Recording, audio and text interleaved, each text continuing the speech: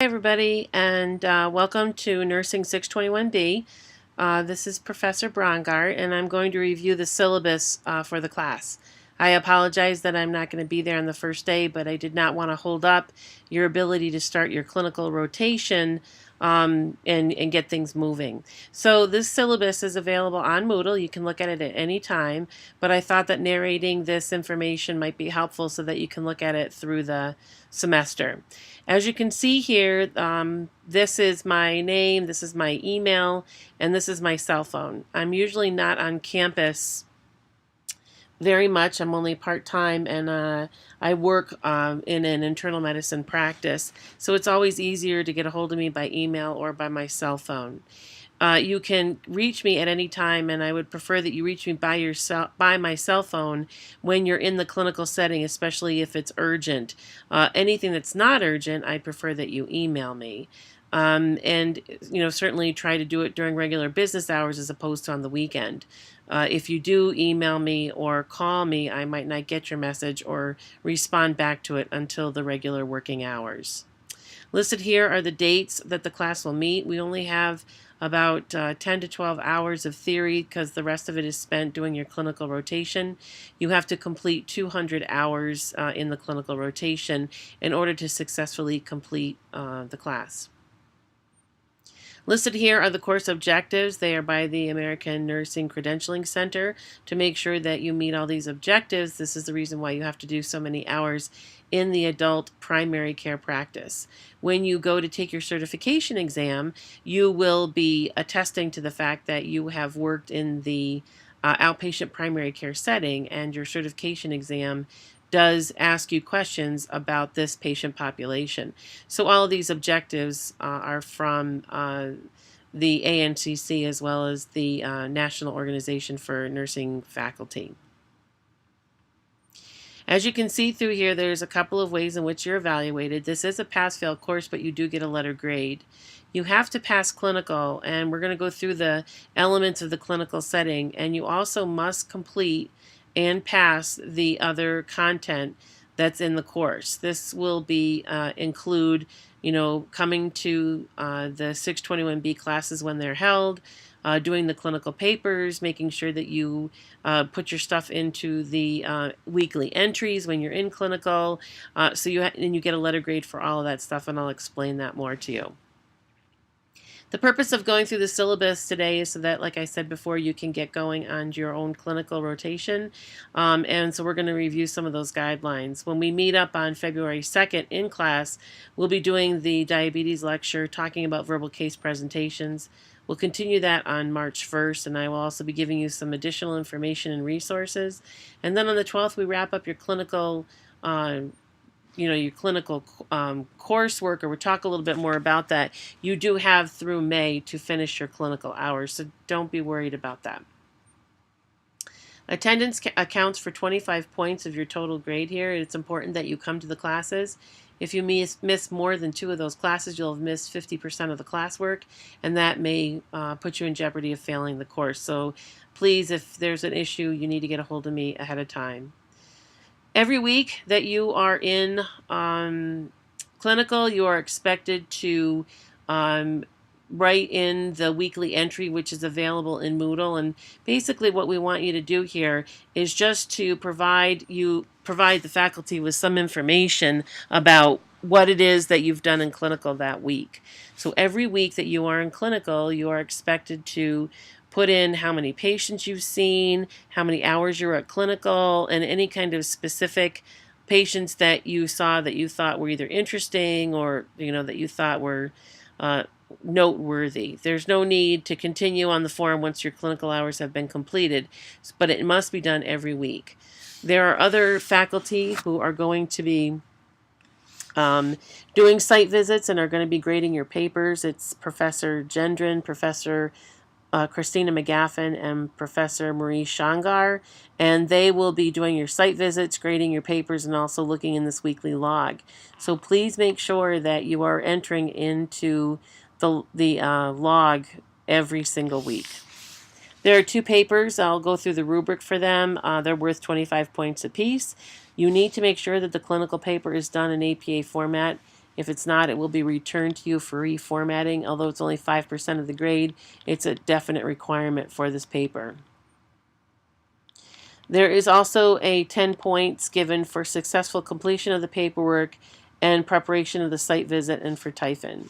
So you are responsible for notifying the professor that's been assigned to you, and we'll do that in February. And when we meet, to talk about when they're going to come to your clinical site to do a visit. This is usually done around the 100-hour mark, so please take a look at your schedule, talk over with your preceptor when it would be a good time, and then email the faculty from SAGE that's been assigned to you as to when you're going to be at that 100-hour mark. That way we can make sure that we get to you and do the site visit in an appropriate time frame. The site visit must be done by SAGE faculty. If it doesn't get done, or if you don't notify the preceptor, you may be in jeopardy of failing the course. Prior to the site visit, the student, that would be you, has to upload their mid-semester evaluation in the designated location within Moodle.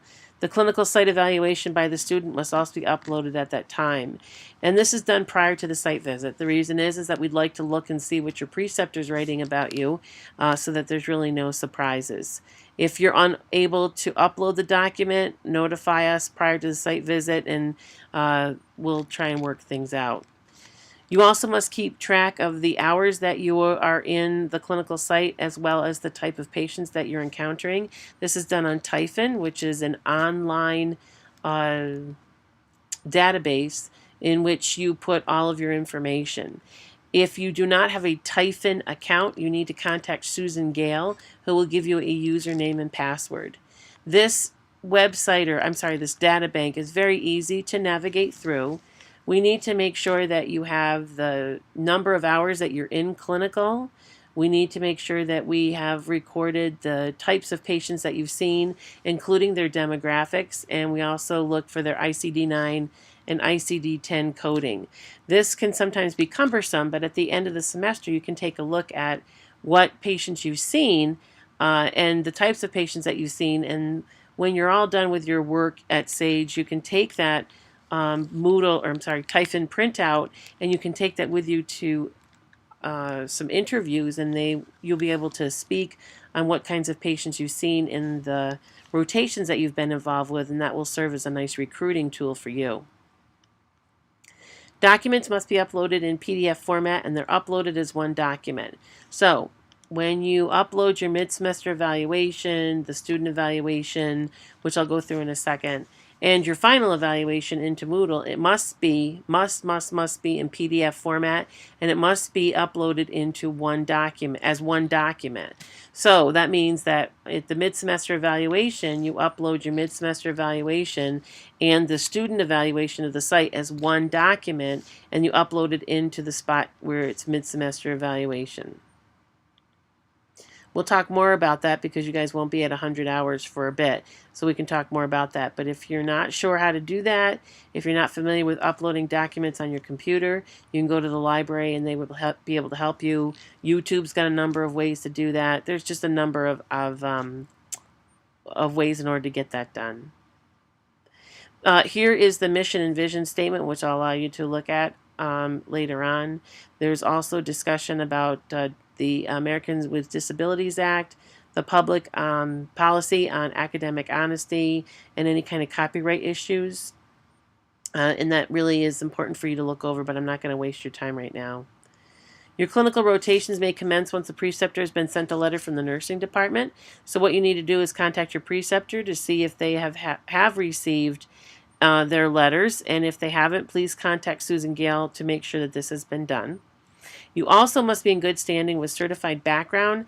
That is the certified background that requires you to have all your immunizations, your liability, your BLS, all that information that's required for you to do clinical rotations with SAGE. If you're not in good standing, you can get a hold of Lisa Edwards for that, but those things must be in good standing. You will not be able to start your clinical until both of those pieces are in order.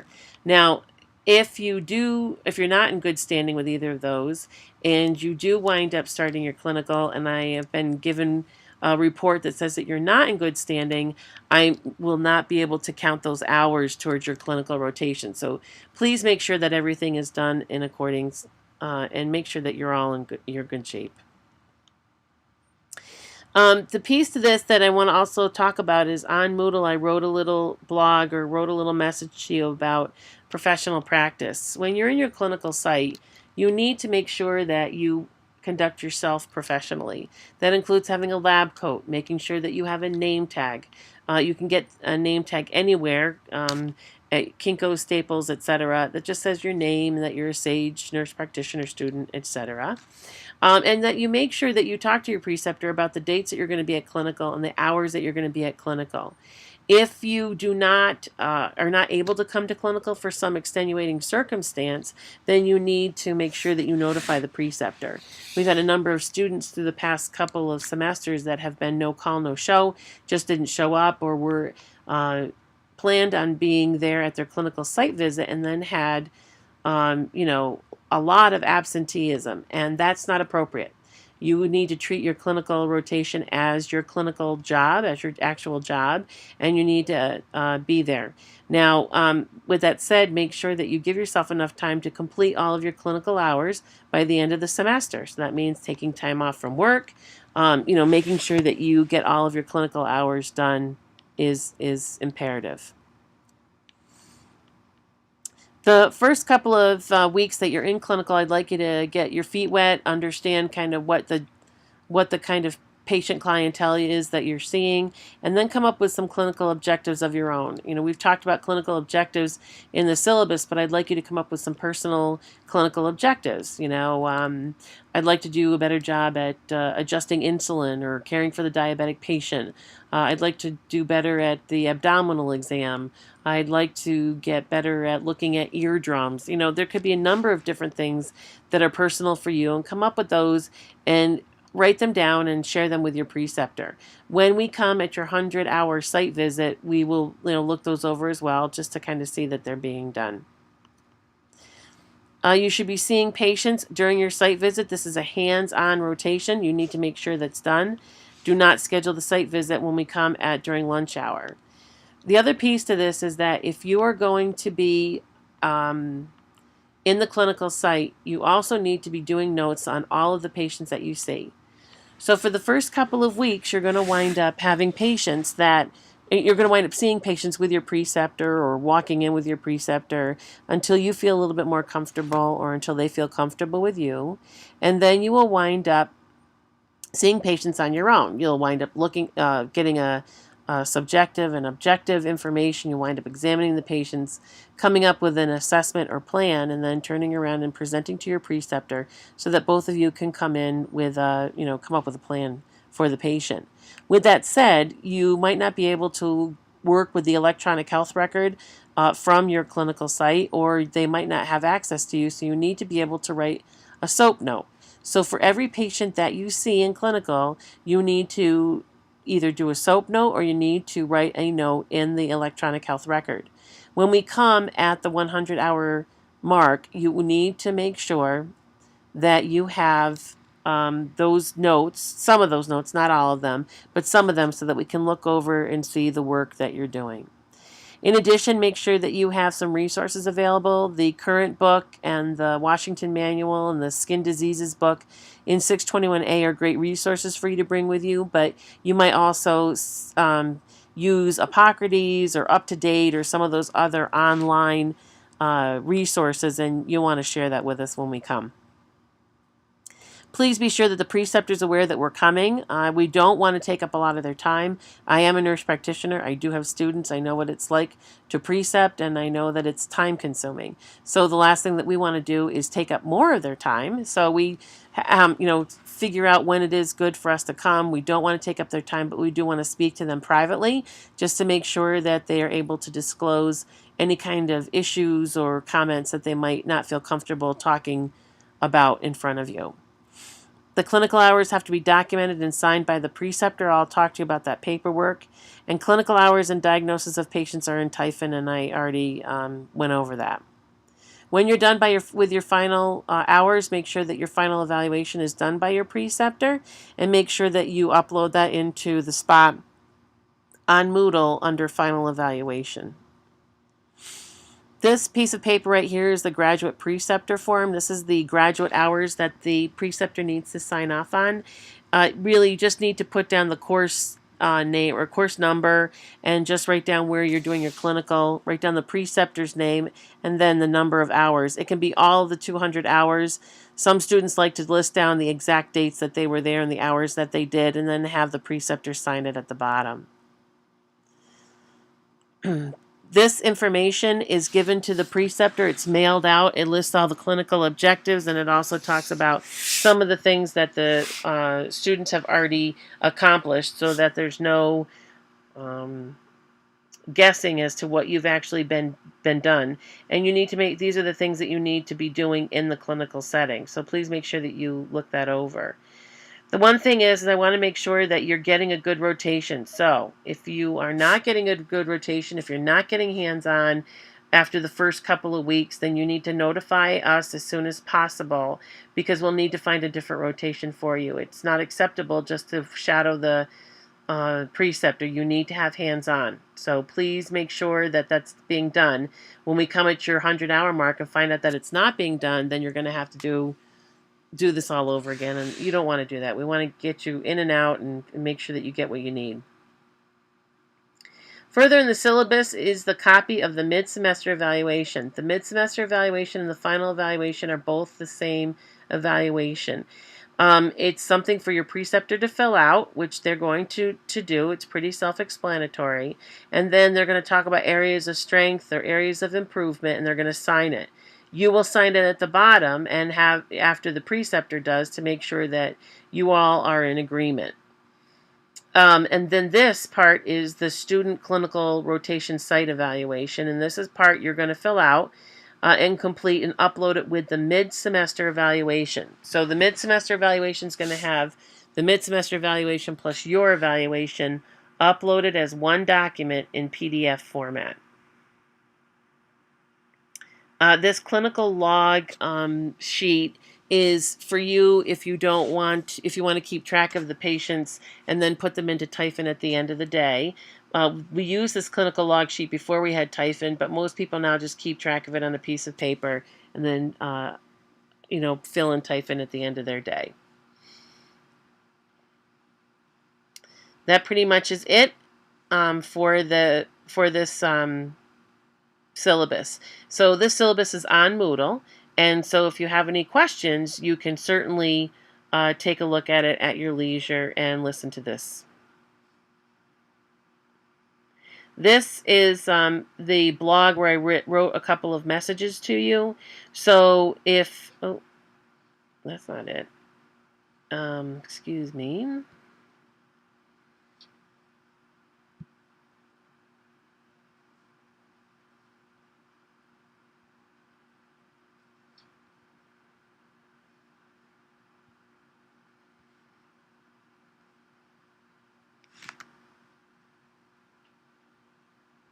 Let me just pull up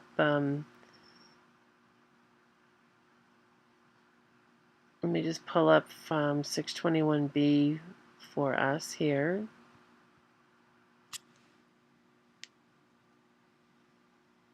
Okay. This is the information that I talked about, professional behavior in the clinical setting. So if you have any questions here, this is just something really important that we wanted to make sure that you all had information about. This is the information about Typhon. If you need, like I said, a username or password, you need to contact Susan Gale. And this information is about certified background. And if you need information about certified background, you can contact Lisa Edwards. She's in the nursing office with Susan Gale. They're on the first floor area. There will be a diabetes lecture that's going to be here that we're going to go over on February 2nd. And here's the information about the clinical site visit, so we want to make sure that this clinical site visit information is uploaded. This is all the information: the address, the name of the preceptor, the phone number and email, and then anything that you need. But when you start a new blog or start a new entry here for this clinical site information, make sure that you title it as the last name and then clinical information. Here is the area where you're going to be putting your weekly entries. So if you have any information, when you put in every week how many hours you've done and how many patients you've seen, this information goes right in here. This area right here is for the clinical paper, and the clinical paper, there's two of them. The first one's due on February 23rd, and the second one's due on March 22nd. When you do your paper, you can do it in Microsoft Word, and then you upload it as a Word document. We'll be able to grade it and comment on it and then give it back to you. I'll be putting in this area other resources. This one ANCC preceptor renewal form is something that you can print out if you're being precepted by a nurse practitioner. Part of the recertification process every 5 years is to precept, and if they do precept, they need documentation from the school stating that they did precept you. So I've completed a form. You just have to give it to them and they'll be able to fill out their information for that. So that concludes everything that you are basically going to need to have in order to get going on your clinical site. So just to recap, we need to make sure that you have all of your clinical site information here in the clinical site entry area. And when you get started on your clinicals, you need to make sure that your weekly entries are done and placed in this spot. Please make sure that your preceptor has received the paperwork from Sage, and if they haven't, please contact Susan Gale. And please make sure that you're in certified background. I'll be getting a list of anybody who might not have everything together, and I'll be reaching out to you individually. So if you have any questions, please contact me. I'll set up an area where you can ask me general questions on this Moodle website, and I'll be taking a look at it, especially the first week that we're starting up. So if you have any questions, please don't hesitate to get a hold of me. And good luck. I look forward to seeing you on February 2nd.